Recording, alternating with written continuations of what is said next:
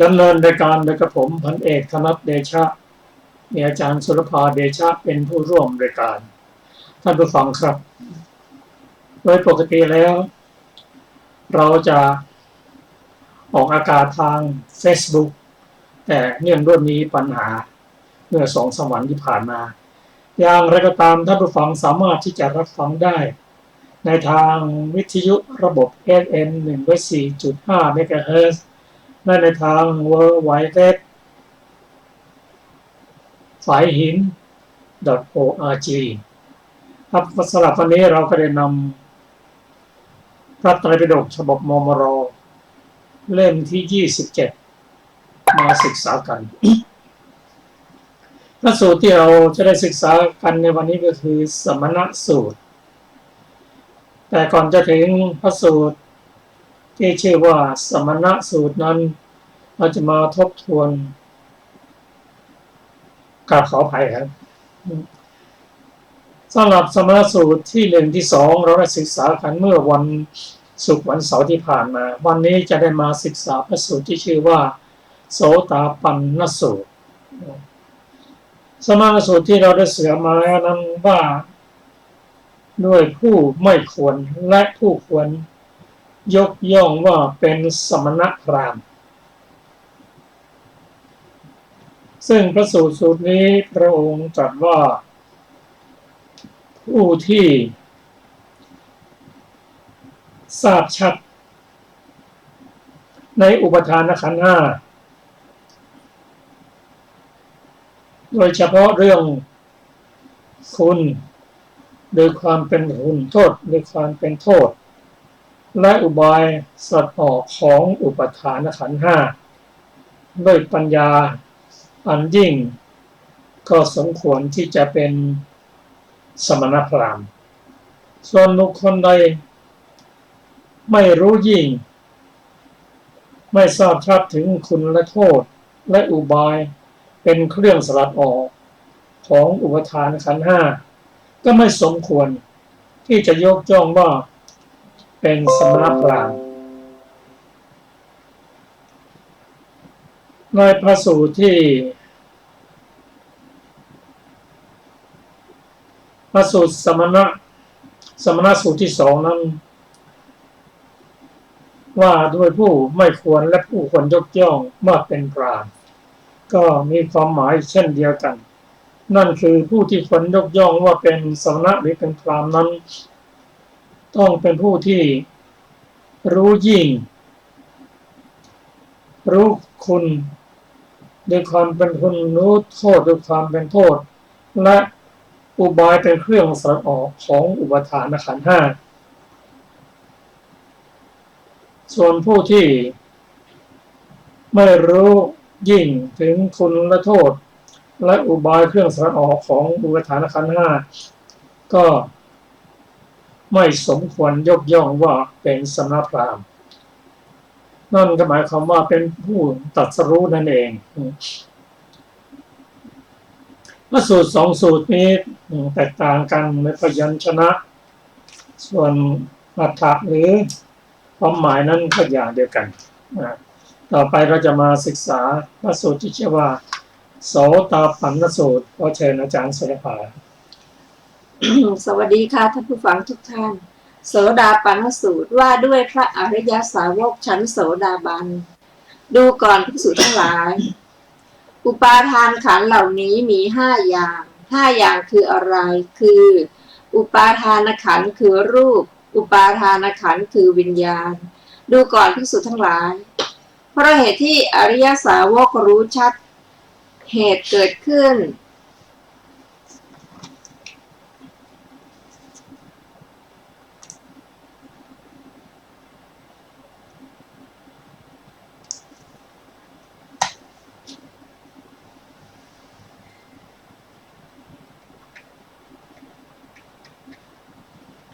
ความดับศูนย์คุณโทษและอุบายเป็นเครื่องสลัดออกแห่งอุปาทานขันธ์5เหล่านี้ตามความเป็นจริงเราตถาคตเรียกอริยสาวกนี้ว่าโสดาบันหรือผู้ถึงกระแสผู้มีการไม่ตกต่ำเป็นธรรมดาผู้เที่ยงแท้ หรือที่จะบรรลุอรหัตผลผู้ที่จะได้ตรัสรู้ในภายหน้าจบโสดาปันนสูตรที่7ต่อไปเป็นอรหันตสูตรว่าด้วยพระอริยสาวกผู้เป็นอรหันตขีณาสพ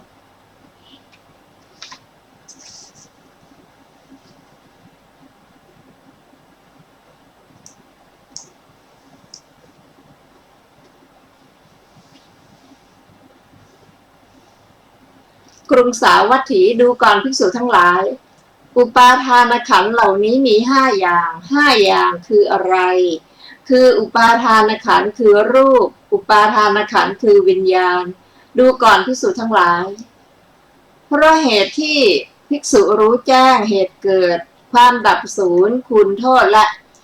อุบายเครื่องสลัดออกแห่งอุปาทานขันธ์ทั้ง5เหล่านี้ตามความเป็นจริงและเป็นผู้หลุดพ้นเพราะไม่ยึดมั่นแล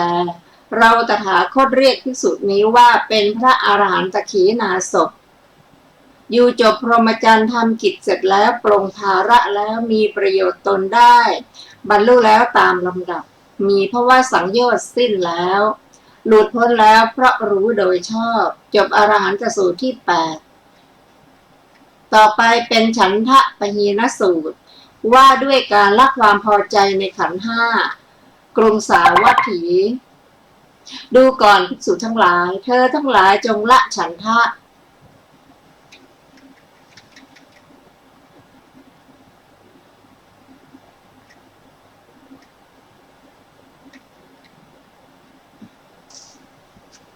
ขออภัยนะคะ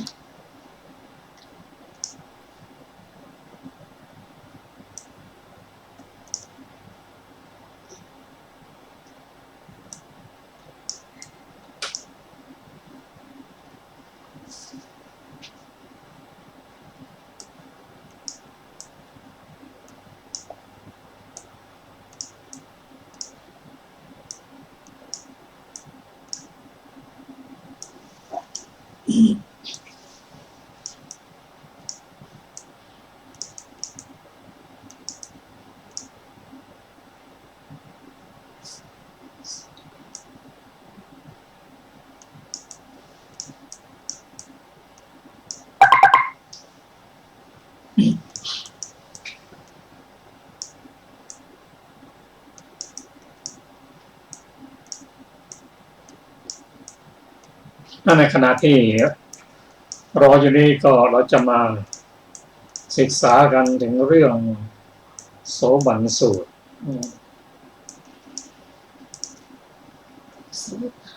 โสตบันสูตรโสตาปันนสูตรที่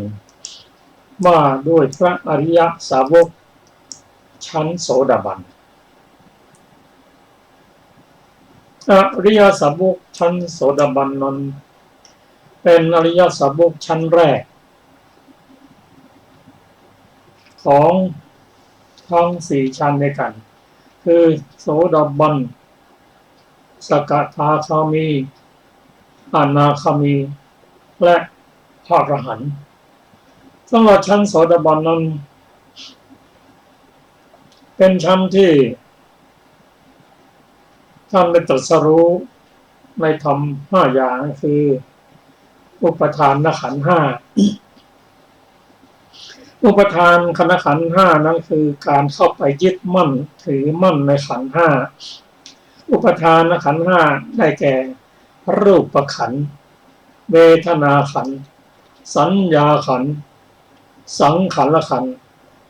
และวิญญาณขันธ์รูปขันธ์นั้นก็ได้แก่รูปตั้งแต่ผมลงมาคือร่างกายของเรานั่นแหละเป็นรูปขันธ์ที่เรายึดมั่นส่วนนามขันธ์4นั้นก็ได้แก่เวทนาขันธ์สัญญาขันธ์สังขารขันธ์และวิญญาณขันธ์เวทนาขันธ์นั้นตัวเวทนาขันธ์นั้นเป็นขันธ์ที่ได้กล่าวถึงเวทนา ว่าเวทนานั้นทำหน้าที่มีลักษณะของเขาก็คือเสวยอารมณ์กิจของเขาก็คือเสวยอารมณ์พิเศษมีทุกข์มีสุขเป็นอาการปรากฏมีผัสสะเป็นเหตุใกล้อย่างไรก็ตามเราก็ยึดมั่นในเวทนาขันธ์โดยเฉพาะเมื่อเวทนาเสวยสุขกับเวทนาแล้วเราไปยึดมั่นในเวทนานั้นว่าสุขเวทนาสุขเวทนาเป็นของเราส่วนทุกขเวทนานั้นเรามักจะผลักออกนี่ก็เป็นอีกขันธ์หนึ่งที่ตัวเวทนานั้นเป็นหนึ่งในจำนวนเจตสิก52 ดวงในตำนองเดียวกันสัญญาขันธ์ตัวสัญญานั่นก็เป็นตัวเจตสิกอีก50ก็เป็นสังขารขันธ์ซึ่งมีตัวเจตนาเป็นตัวประกอบที่สำคัญสุดท้ายนั้นนะแก่วิญญาณขันธ์วิญญาณขันธ์นั้นตัววิญญาณเองตามลักษณะเขานั้นเป็นผู้รู้อารมณ์เป็นหัวหน้าของเจตสิกทั้งหลายมีการเกิดการดับอยู่ตลอดเวลาหรือที่เรียกว่าเป็นผู้ติดต่อระหว่างภพเก่ากับภพใหม่ตัววิญญาณนี่จะเกิดดับตลอดเวลาจนกว่าเราจะหมดทุกข์ตัววิญญาณนี่ก็มีตัวเจตสิกนะรูปเป็นเหตุใกล้แต่เราไปยึดมั่นถือมั่นอย่างนี้อันนี้เป็นปุถุชนผู้ไม่ได้สดับผู้ไม่เห็นพระอริยเจ้าไม่ฉลาดในธรรมของพระอริยะทั้งไม่ได้รับแนะนำในอริยธรรมไม่เห็นสัตว์บุรุษไม่ฉลาดในธรรมของสัตว์บุรุษไม่ได้รับแนะนำในสัพพุริสธรรมนี่หมายถึงปุถุชนทั้งหมดก็จะยึดมั่นถือมั่นยึดมั่นในขันธ์ห้าเรียกว่าอุปทานขันธ์ห้าก็ถ้าผ่านพ้นจุดนี้ไปก็เป็นพระโสดาบันนั่นก็คือท่านจะได้ศึกษาพระธรรมคำสอนของพระองค์เริ่มต้นด้วยการรักษาศีลและปฏิบัติธรรมและเจริญสติปัฏฐานสี่ในการนำปัญญามาพิจารณาขันธ์ห้าของตนที่ยึดมั่นมาพิจารณาพร้อมการศึกษาพัฒนาปัญญาด้วยการฟังด้วยการอ่านด้วยการถามปัญหาด้วยการเข้าหากัลยาณมิตรปัญญาก็จะเกิดขึ้นตามลำดับเริ่มตั้งแต่นามรูปปริเฉทญาณะของญาณ16เนาะเมื่อผ่านพ้นนั้นไปข้ามโคตรไปเป็นพระโสดาบันหรือพระโสดาบันท่านสามารถที่จะละอุปทานขันธ์ห้าได้ท่านก็จะเกิดในภพนี้อีกเพียง7 ครั้งก็จะนิพพานเพราะฉะนั้นกิเลสต่างๆที่ท่านละได้นั่นก็คือสังโยชน์3คือสักกายทิฏฐิวิจิกิจฉาศีลพัตตประมาทอันนี้ก็ผู้เป็นโสดาบันนั้นท่านมีศรัทธาแน่นแฟ้นไม่สามารถที่จะเปลี่ยนแปลงได้ท่านพูดอย่างไหนก็ทำอย่างนั้นอันนี้เป็นลักษณะของพระโสดาบันครับอาจารย์สุรวัตรพร้อมแล้วก็เชิญนะครับค่ะต่อไปเป็นฉันทะปหินสูตร ว่าด้วยการละความพอใจในขันธ์ห้ากรุงสาวัตถีดูก่อนภิกษุทั้งหลายเธอทั้งหลายจงละฉันทะ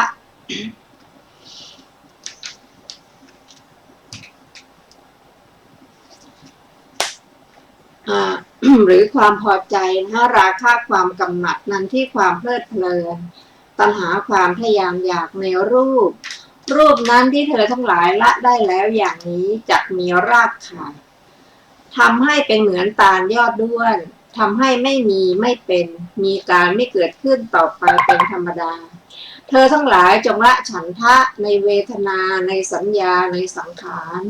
เธอทั้งหลายจงละฉันทะราคะนันทิตัณหาในวิญญาณนั้นที่เธอทั้งหลายละแล้วอย่างนี้จักมีรากขาดทำให้เป็นเหมือนตาลยอดด้วนทำให้ไม่มีไม่เป็นมีการไม่เกิดขึ้นต่อไปเป็นธรรมดา ต่อไปเป็นฉันทะปยินสูตรที่สองว่าด้วยการละความพอใจในขันธ์ห้าณกรุงสาวัตถีดูก่อนภิกษุทั้งหลายเธอทั้งหลายจงละฉันทะราคะนันทิตัณหาอุบายหรือการเข้าถึงอุปาทานอันเป็นที่ตั้ง เป็นที่อยู่ประจำและที่อยู่อาศัยแห่งจิตในรูปเสียรูปนั้นที่เธอทั้งหลายละแล้วอย่างนี้จักมีรากขาดแล้วทำให้เป็นเหมือนตาลยอดด้วนทำให้ไม่มีไม่เป็นมีการไม่เกิดขึ้นต่อไปเป็นธรรมดาเธอทั้งหลายจงละในเวทนาในสัญญาเธอทั้งหลายจงละฉันทะราคะนันทิตัณหาอุบายอุปาทานอันเป็นที่ตั้งเป็นที่อยู่ประจำเป็นที่อยู่อาศัยแห่งจิตในสังขารทั้งหลายเสียสังขารทั้งหลายเหล่านั้นที่เธอทั้งหลายละแล้วอย่างนี้จักมีรากขาดทำให้เป็นเหมือนตาลยอดด้วนทำให้ไม่มีไม่เป็นมีการไม่เกิดขึ้นต่อไปเป็นธรรมดาเธอทั้งหลายจงละฉันทะราคะนันทิตัณหาอุบายอุปาทานอันเป็นที่ตั้งอันเป็นที่อยู่ประจำเป็นที่อยู่อาศัยในวิญญาณเสียวิญญาณนั้นที่เธอทั้งหลายละแล้วอย่างนี้จักมีรากขาดทำให้เป็นเหมือนตาลยอดด้วนทำให้ไม่มีไม่เป็นมีการไม่เกิดขึ้นต่อไปเป็นธรรมดาชนี้แลจบฉันทะปยินสูตรที่สองและจบอันตวรรค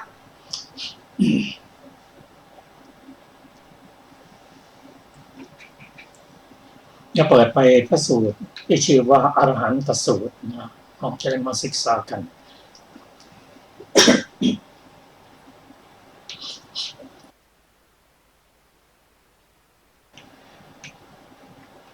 อรหันตสูตร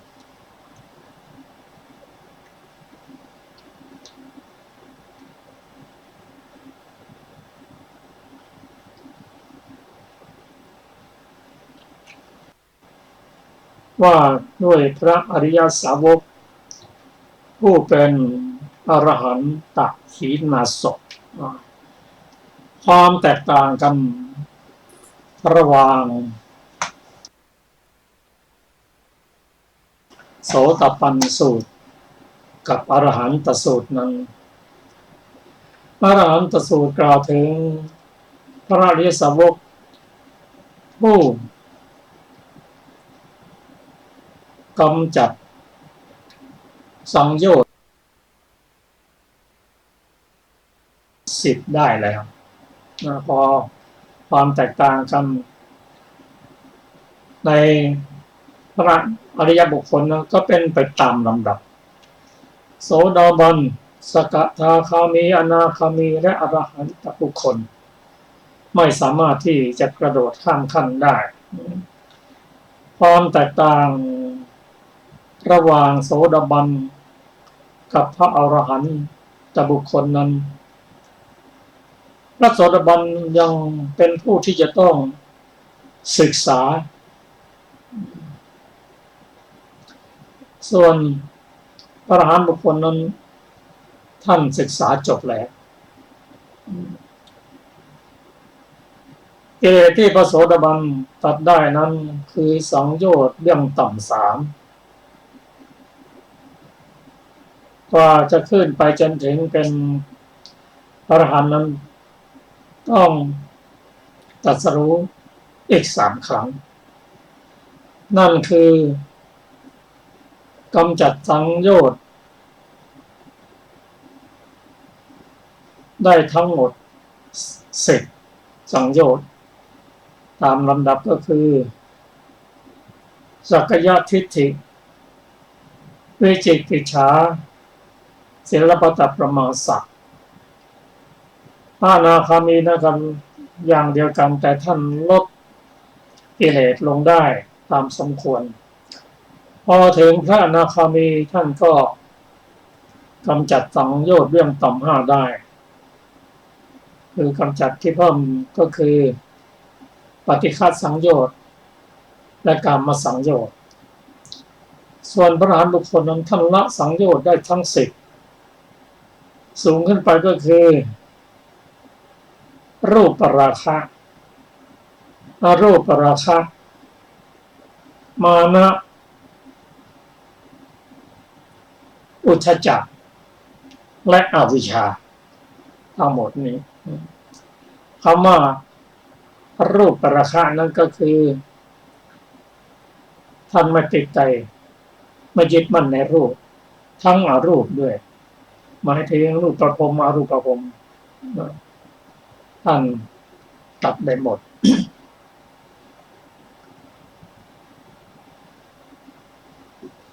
เรามาดูรายละเอียดสักนิดหนึ่งของอรหันตสูตรนั้นอรหันตสูตรครับซึ่งกล่าวว่าพระพุทธเจ้าพระองค์ตรัสว่าโดยการภิกษุทั้งหลาย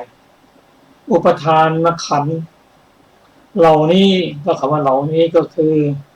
รูปขันธ์เวทนาขันธ์สัญญาขันธ์สังขารขันธ์และวิญญาณขันธ์เพราะเหตุที่พระอรหันต์ท่านรู้แจ้งถึงเหตุเกิดของขันธ์5ความดับศูนย์ของขันธ์5ทุนโดยความเป็นทุนโดยความเป็นทุนโทษโดยความเป็นโทษและอุบายเครื่องสลัดออกก็คือมรรคมีองค์8ที่สลัดอุปทานขันธ์5ออกไปตามความเป็นจริงและเป็นผู้หลุดพ้นไม่ยึดมั่นถือมั่นในขันธ์5นั้นซึ่งพระพุทธเจ้าตรัสว่าผู้ปฏิบัติได้อย่างนี้เป็นพระอรหันตขีณาสพอยู่จบพรหมจรรย์ทำกิจเสร็จแล้วลงภาระแล้วมีประโยชน์ตนได้บรรลุตามลำดับมีภวะสังโยชน์คือกิเลสที่จะติดอยู่ในภพนั้นท่านทำกิจเสร็จเรียบร้อยแล้วท่านนิพพานไปไม่ต้องกลับมาเกิดอีกอาจจะเป็นพระอรหันต์แล้วจะนิพพานไปเรียกว่าอนุปาทิเสสนิพพานหรือเป็นพระอรหันต์แล้วท่านยังมีชีวิตอยู่ทำคุณทำประโยชน์อยู่อันนี้ก็เป็นคุณสมบัติของพระอรหันต์อย่างไรก็ตามตั้งแต่อริยะเบื้องต้นจนถึงพระอรหันต์นั้นก็มีอยู่ในพระพุทธศาสนาเท่านั้นเองครับเราจะมาศึกษาพระสูตรอีกต่อไปเรียกว่าฉันทะปะหินสูตรเรียกว่าฉันทะนั้นคือความพอใจความพอใจในขันธ์5พระสูตรต่างๆนี้พระองค์ได้แสดงให้แก่ภิกษุผู้เข้ามารับฟังต่างๆกันเพราะฉะนั้นพระสูตรนั้นจึงบางครั้งข้อความก็เหมือนกันบางครั้งก็แตกต่างกันนะมีความเหมือนและความต่างเหมือนกันโดยอรรถะต่างกันโดยพยัญชนะก็มี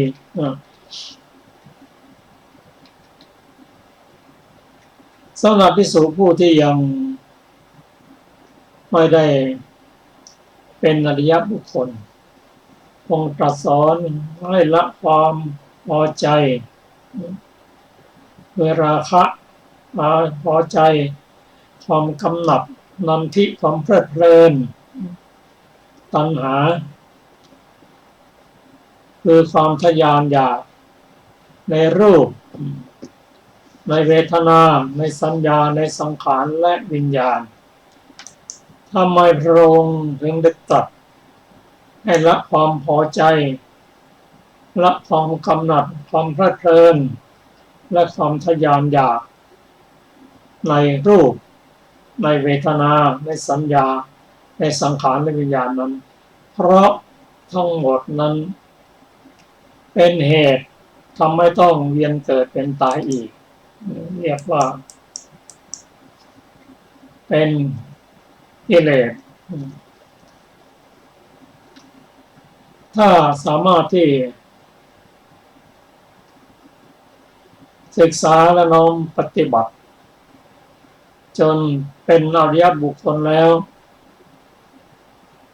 เป็นพระอรหันต์บุคคลแล้ว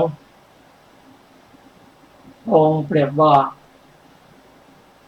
ย่อมตัดรากของตัณหาไม่ให้มีการเกิดขึ้นต่อไปตรงตะเหมือนกับตาลยอดด้วนแล้วก็หมดละไม่ต้องเกิดอีกละ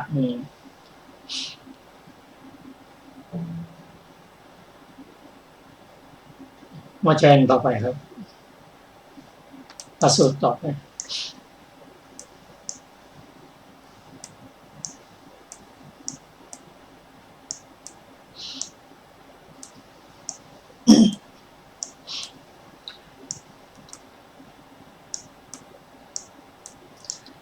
พระสูตรต่อไปอยู่ในธรรม กัตถิกะวรรคที่2คืออวิชชาสูตรนะว่าด้วยความหมายของอวิชชาที่กรุงสาวัตถีครั้งนั้นแลภิกษุรูปหนึ่งเข้าไปเฝ้าพระผู้มีพระภาคเจ้าถึงที่ประทับ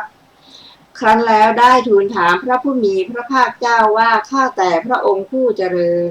ที่เรียกว่าอวิชชาดังนี้อวิชชาเป็นไฉนหนอแลและบุคคลผู้ประกอบด้วยอวิชชาด้วยเหตุเพียงเท่าไรพระผู้มีพระภาคเจ้าตรัสตอบว่าดูก่อนภิกษุปุถุชนผู้ไม่ได้สดับในโลกนี้ไม่รู้ชัดซึ่งรูปไม่รู้ชัดซึ่งความเกิดรูปไม่รู้ชัดซึ่งความดับรูปไม่รู้ชัดซึ่งปฏิปทาอันให้ถึงความดับรูปไม่รู้ชัดซึ่งเวทนาไม่รู้ชัดซึ่งสัญญาไม่รู้ชัดซึ่งสังขารไม่รู้ชัดซึ่งวิญญาณไม่รู้ชัดซึ่งความเกิดวิญญาณไม่รู้ชัดซึ่งความดับวิญญาณไม่รู้ชัดปฏิปทาอันให้ถึงความดับวิญญาณดูก่อนภิกษุทั้งหลายนี้เรียกว่าอวิชชาและบุคคลผู้ประกอบด้วยอวิชชาด้วยเหตุเพียงเท่านี้แลจบอวิชชาสูตรที่1นะครับเราจะมาศึกษาพระสูตรที่ชื่อว่าอวิชชานั้นคือความไม่รู้อะไรไม่รู้จักทุกข์ไม่รู้เหตุของทุกข์ไม่รู้ถึงความดับทุกข์ไม่รู้ถึงหนทางที่เข้าสู่ความดับทุกข์ไม่รู้ถึงว่าชาติก่อนๆเคยเป็นอะไรมามั่งเคยอยู่ในอบายภูมิมนุษย์หรือเทวดาไม่รู้แต่ที่สำคัญก็คือไม่รู้ถึงปฏิจจสมุปบาทก็ไม่รู้ก็ต้องวนเวียนอยู่อย่างนี้ทีนี้ตัวไม่รู้นั้นอวิชชานั้นก็เป็นตัวกิเลสเป็นตัว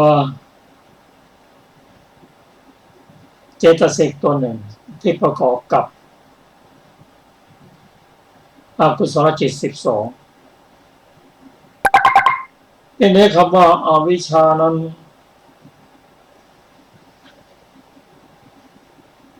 ลักษณะของเขาก็คือไม่รู้สภาวธรรมตามความเป็นจริงเป็นลักษณะกิจของเขาก็คือทำให้ตัวเองนั้นมืดมนและให้สมยุตธรรมนั้นเกิดความมืดมนด้วยเป็นธรรมชาติที่ปิดบังสภาวธรรมตามความเป็นจริงหรือเป็นอาการปรากฏของผู้รู้เหตุใกล้ของเขาก็คืออาสวะสามนั่นแหละยกเป็นยกเป็นแต่อาสวะสามได้แก่กามมาสวะ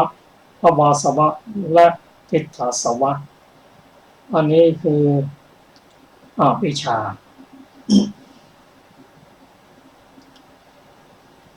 หรืออีกในหนึ่งนั้นได้แก่ปุถุชนผู้ไม่ได้สดับไม่ได้ศึกษาไม่ได้มีโอกาสได้พบพระอริยบุคคลเพราะฉะนั้นปุถุชนนั้นจึงไม่รู้ชัดสิ่งรูปไม่รู้ชัดถึงความเกิดของรูปไม่รู้ชัดถึงความดับแห่งรูปไม่รู้ชัดซึ่งปฏิปทาให้ถึงความดับแห่งรูปอันนี้ก็เป็นปุถุชนนอกจากไม่รู้จักรูปยังไม่รู้จักเวทนาสัญญาสังขารและวิญญาณด้วยเมื่อไม่รู้ก็ไปยึดมั่นถือมั่นในขันธ์ทั้งห้าเช่นเราจะมาเริ่มต้นด้วยความไม่รู้ชัดซึ่งรูปไม่รู้จักรูปนั้นคืออะไรรูปนั้นก็ได้แก่ธาตุดินธาตุน้ำธาตุไฟธาตุลมสีกลิ่นรสโอชาอันนี้คือรูปรูปมีทั้งรูปหยาบและมีรูปละเอียดซึ่งรูปที่เป็นบัญญัตินั้นเราก็เห็นตั้งแต่ผมลงมาแต่ปรมัตถ์รูปที่ปรมัตถ์นั้นก็จะเป็น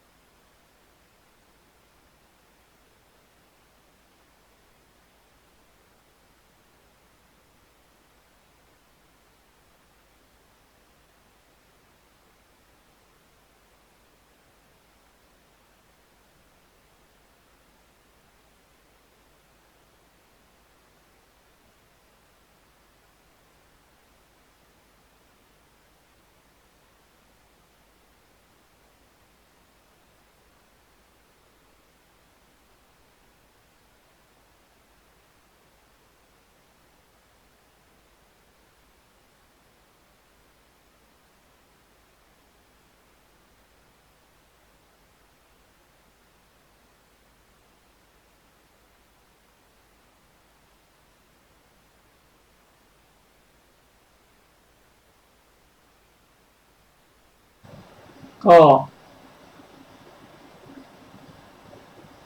เข้าไปว่านั่นคือรูปของเราและยินดียิ่ง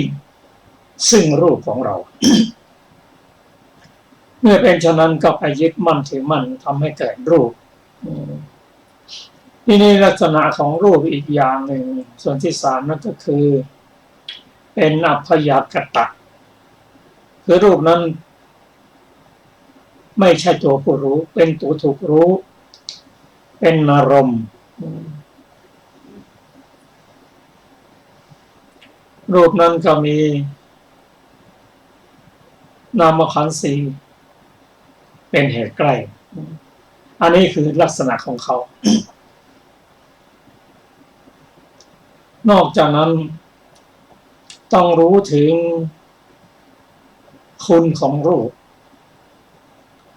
เห็นคุณโดยความเป็นคุณเราเห็นโอ้คุณของรูปเป็นอย่างนี้จริงๆทุกคนปรารถนาที่จะได้รูปคุณของรูปนั้นก็คือเมื่อได้ยินข่าวเกี่ยวกับรูปนั้นก็เกิดสมนัตยินดีซึ่งรูปนั้นใครๆก็ปรารถนารูปนั้นถ้าเป็นรูปที่เรียกว่าเป็นรูปที่เป็นรูปอารมณ์ที่ดีให้รู้ถึงคุณโดยความเป็นคุณมีคุณจริงๆเราก็เห็นคุณอยู่แต่อย่างไรก็ตามต้องรู้โทษถึงความเป็นโทษด้วยพอรูปนั้นเกิดพยาธิรูปนั้นแก่ชราลงไปเริ่มเห็นโทษของรูปและต้องเห็นโทษด้วยความเป็นโทษของรูปว่าโอ้ไม่น่าปรารถนาให้รู้คุณรู้โทษจริงๆเมื่อสรุปแล้วว่าโทษของรูปนั้นมีมากจริงๆเราน้อมนำมาปฏิบัติก็ได้ว่าพอกลางคนขึ้นมาแล้วเราเริ่มเห็นโทษมากขึ้นและในที่สุดรูปนั้นก็เป็นรูปที่ไม่น่าดูไม่น่าชมใครๆก็ไม่อยากจะได้ใครๆก็ไม่สนใจแต่ทุกคนก็ต้องรับหมดเพราะเป็นมรดกของธรรมชาติเกิดแก่เจ็บแล้วก็ตายโดยเฉพาะเจ็บตายนั้นในการเปลี่ยนแปลงของรูปในทางเสื่อมนั้นเป็นความทุกข์อย่างยิ่ง อันนี้เป็นโทษของรูปพระองค์ตรัสว่าถ้ารูปนั้นมีแต่คุณอย่างเดียวไม่มีโทษเลยการปฏิบัติธรรมการบำเพ็ญพรหมจรรย์ประพฤติพรหมจรรย์ก็คงไม่มีแต่เพราะรูปนั้นมีทั้งคุณมีทั้งโทษถ้าหากว่ารูปนั้นมีโทษอย่างเดียวไม่มีคุณเลยการประพฤติพรหมจรรย์ก็คงไม่มีเช่นเดียวกันพอเห็นโทษรู้แต่โทษอย่างเดียวอยากจะพ้นไปอย่างเดียวทีนี้บุคคลเมื่อเห็นโทษอย่างนั้นจึงปรารถนาที่จะพ้นจากรูปนั้นเรียกว่าอยากจะสลัดออกจากรูปนั้นก็พระพุทธเจ้าทุกพระองค์อุบัติขึ้นมาเพื่อที่จะให้ความทุกข์อันเกิดจากขันธ์ห้านั้นหมดไปพระองค์ได้ตรัสรู้ถึงความรู้ยิ่งแห่งรูปรู้ซึ่งคุณรู้ซึ่งโทษและความสลัดออกนั่นก็คืออริยมรรคมีองค์8ซึ่งทำให้พ้นเป็นหนทางสลัดออกจากรูปในทำนองเดียวกันรูปประขันธ์ เวทนาขันธ์สัญญาขันธ์สังขารขันธ์และวิญญาณขันธ์ทรงตรัสรู้หมดนั่นคือรู้ยิ่งซึ่งเวทนารู้ยิ่งซึ่งสัญญาสังขารและวิญญาณรู้คุณรู้โทษของเวทนาสัญญาสังขารและวิญญาณรู้หนทางสลัดออกซึ่งเวทนาสัญญาสังขารและวิญญาณนี้เราเรียกว่ารู้ชัดซึ่งปฏิปทาให้ถึงความดับแห่งอวิชชาอันนี้เป็นเรื่องของอวิชชาสูตรซึ่งเป็นส่วนแรกของปฏิจจสมุปบาทเพราะอวิชชานั่นแหละเป็นปัจจัยจึงทำให้เกิดสังขารเพราะสังขารเป็นปัจจัยจึงทำให้เกิดวิญญาณเพราะวิญญาณเป็นปัจจัยทำให้เกิดนามรูปเพราะนามรูปเป็นปัจจัยทำให้เกิดสลายตนะเพราะสลายตนะเป็นปัจจัยทำให้เกิดผัสสะเพราะผัสสะเป็นปัจจัยจึงเกิดเวทนาเพราะเวทนาเป็นปัจจัยจึงเกิดตัณหาเพราะตัณหาเป็นปัจจัยจึงทำให้เกิดอุปทานเพราะอุปทานเป็นปัจจัยทำให้เกิดภพเพราะภพเป็นปัจจัยจึงเกิดชาติชรามรณะเนี่ยตัวอวิชชานะเป็นหัวหน้ามาต่อไปเราจะศึกษาอีกสูตรหนึ่งยังพอมีเวลาเชิญนะต่อไปเป็นอัตถกถานะคะของอวิชชาสูตรนะคะบทว่าเอตาวตาจะอวิชชาคโตโหติความว่าด้วยเหตุที่เป็นประกอบด้วยอวิชชาอันเป็นความไม่รู้ในสัจจะสี่นี้ภิกษุจึงชื่อว่าตกอยู่ในอวิชชาต่อไปเป็นวิชชาสูตรว่าด้วยความหมายของวิชชานะวิชชานี้สะกดด้วยวชช้างสองตัวและสะอางนะคะวิชชากรุงสาวัตถีภิกษุรูปนั้นนั่งณที่ควรสวดข้างหนึ่งแล้วได้ทูลถามพระผู้มีพระภาคเจ้าว่าข้าแต่พระองค์ผู้เจริญที่เรียกว่าวิชชาดังนี้วิชชาเป็นไฉนหนอแลและบุคคลผู้ประกอบด้วยวิชชาด้วยเหตุเพียงเท่าไรพระผู้มีพระภาคเจ้าตรัสตอบว่าดูก่อนภิกษุอริยสาวกผู้ได้สดับแล้วในโลกนี้รู้ชัดซึ่งรูปรู้ชัดซึ่งความเกิดรูปรู้ชัดซึ่งความดับรูป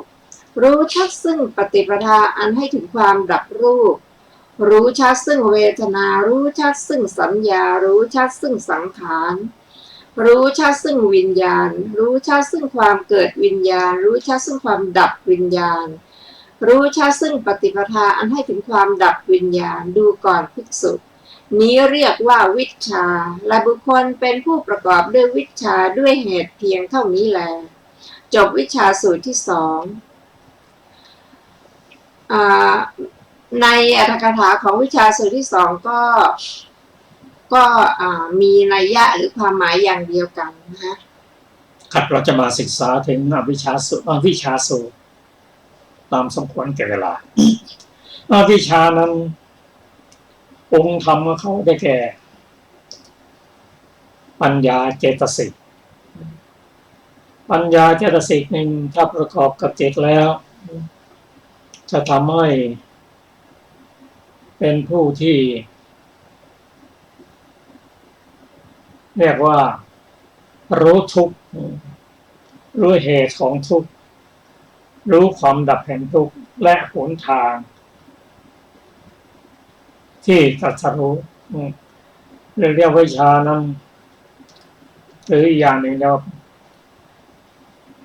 สัมมาทิฏฐิวิชานั้นคือปัญญาที่ประกอบกับจิตนั้นเป็นตัวจัดสิกเป็นผู้เรียกว่าปัญญินทรีย์เป็นผู้รู้พิเศษเป็นผู้รู้พิเศษจากจิตและจากสัญญาคือรู้สามารถที่จะรู้ถึง สีรู้ถึงความเป็นอนิจจังทุกขังอนัตตาและสามารถที่ใช้ปัญญานั้นดับกิเลสต่างๆได้ในตัวคำว่า วิชาดังที่พระผู้มีพระเจ้าพระองค์ตรัสว่าอริยสาวกนั้นเป็นผู้ที่มีวิชาเพราะท่านรู้ชัดซึ่งขันธ์ห้ารู้ชัดซึ่งความเกิดของขันธ์ห้ารู้ชัดซึ่งความดับแห่งขันธ์ห้ารู้ชัดถึงข้อปฏิบัติให้ถึงความดับแห่งขันธ์ห้าอันนี้คือวิชาสูตรที่เราได้ศึกษากันเมื่อวิชาดับไปวิชาก็เกิดขึ้นพอวิชาเกิดขึ้นแล้วสังขารก็ดับไปเพราะสังขารดับวิญญาณดับเพราะวิญญาณดับนามรูปก็ดับพอนามรูปดับสลายตนะก็ดับไปสลายตนะดับผัสสะดับผัสสะดับเวทนาดับเวทนาดับตัณหาดับตัณหาดับอุปทานดับอุปทานดับภพดับภพดับชาติดับชาติดับชรามรณะโศกะปริภวะก็ดับไปเพราะวิชาเกิดขึ้น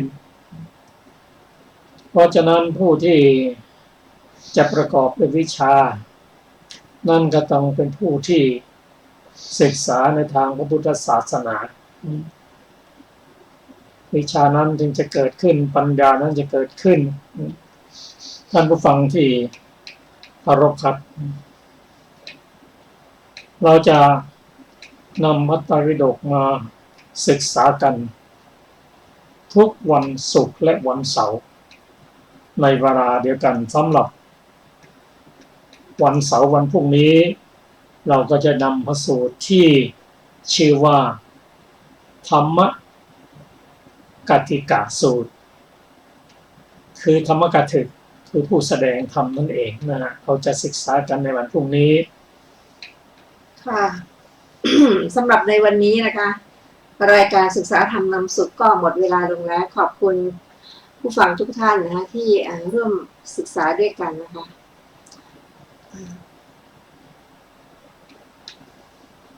เวลาในวันนี้ก็หมดลงแล้วค่ะเราจะพบกันใหม่ในวันพรุ่งนี้วันเสาร์นะคะลาไปก่อนค่ะสวัสดีค่ะสวัสดีครับ